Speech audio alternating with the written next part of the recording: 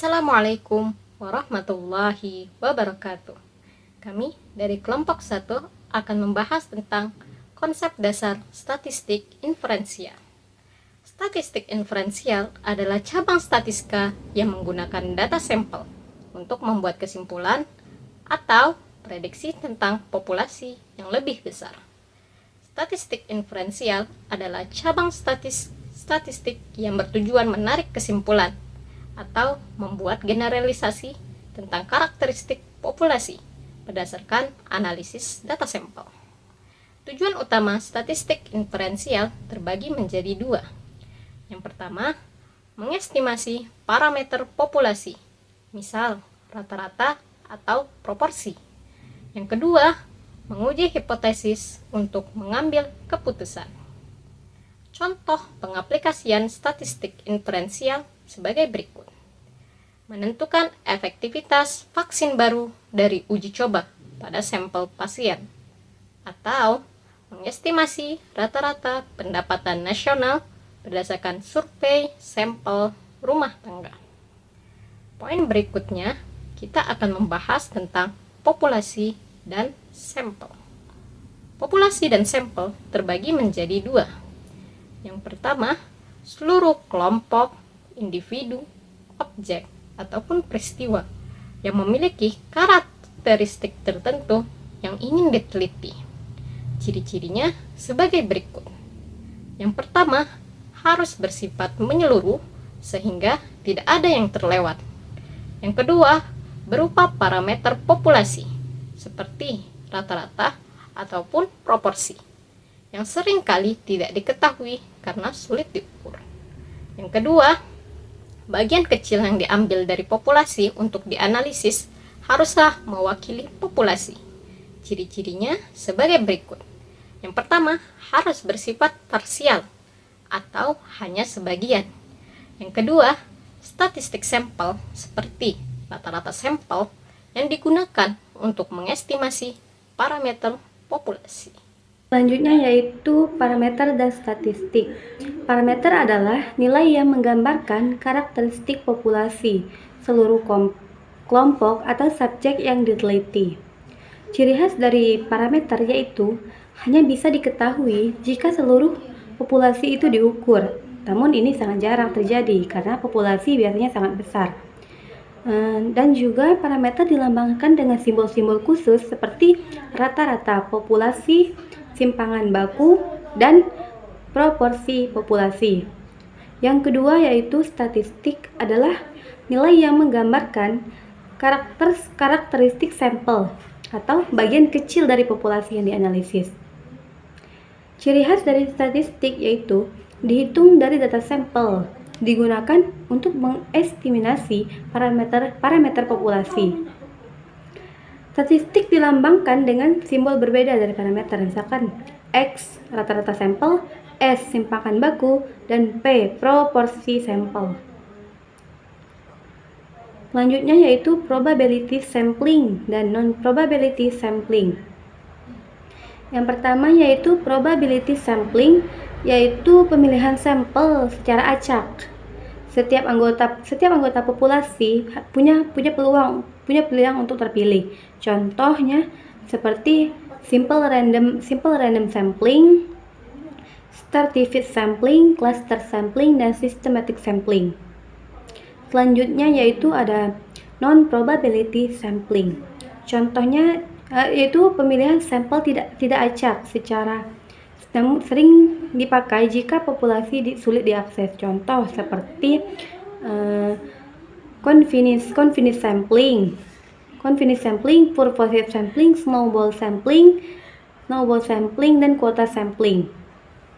Yang selanjutnya yaitu estimasi.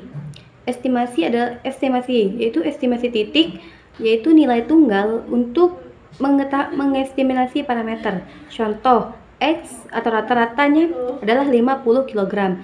Estimasi rata-rata berat badan populasi. Dan estimasi interval yaitu confidence interval. Rentang nilai yaitu rentang nilai yang membuat parameter dengan tingkat kepercayaan tertentu. Contoh seperti 90% sama 95%, 5% sama dengan 45 dikurang 55 kg. Apa itu hipotesis? Yaitu metode statistik untuk menguji kebenaran klaim atau dugaan tentang parameter populasi atau seperti rata-rata, proporsi, dan lain sebagainya. Pada hipotesis tersebut itu terdapat beberapa langkah. Yang pertama yaitu menentukan hipotesis H dan H1. Yang kedua yaitu menentukan tingkat signifikasi atau A sama dengan 0,05.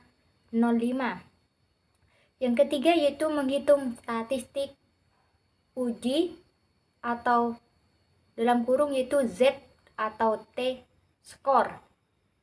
Yang keempat itu membandingkan dengan nilai kritis atau p-value. Selanjutnya nomor 5 yaitu menarik kesimpulan atau tolak gagal. Tolak atau gagal tolak atau disebut tolak Ho. Selanjutnya yaitu uji statistik dan distribusi.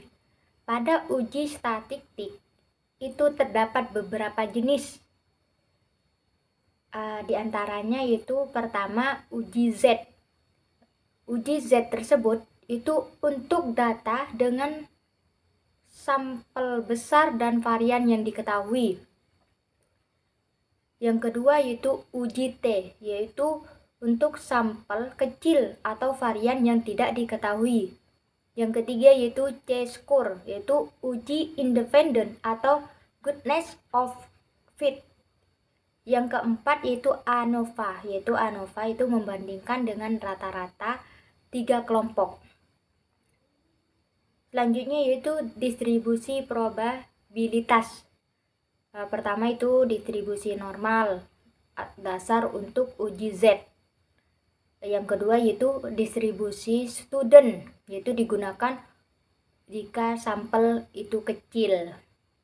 Yang ketiga yaitu central limit atau teorem. Distribusi sampel itu mendekati normal jika N besar.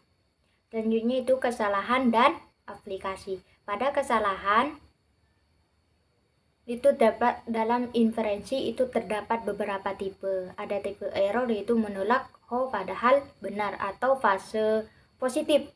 Yang kedua yaitu error B atau gagal tolak padahal salah atau disebut fase negatif. Yang ketiga yaitu power of fact, yaitu kemampuan mendeteksi efek yang ada. Selanjutnya itu aplikasi dalam penelitian. Itu ada beberapa diantaranya yaitu kesehatan. Kesehatan itu untuk uji efektivitas pada vaksin. Yang kedua yaitu bisnis. Bisnis yaitu analisis kepuasan pelangganan. Yang ketiga yaitu pendidikan, yaitu perbandingkan metode pembelajaran. Baiklah, itulah hasil diskusi kami dari kelompok 1. Sebelumnya kami mohon maaf bila ada kata-kata yang salah atau yang kurang, kami mohon maaf sebesar-besarnya. Saya akhiri, wabillahi taufiq wal hidayah. Assalamualaikum warahmatullahi wabarakatuh.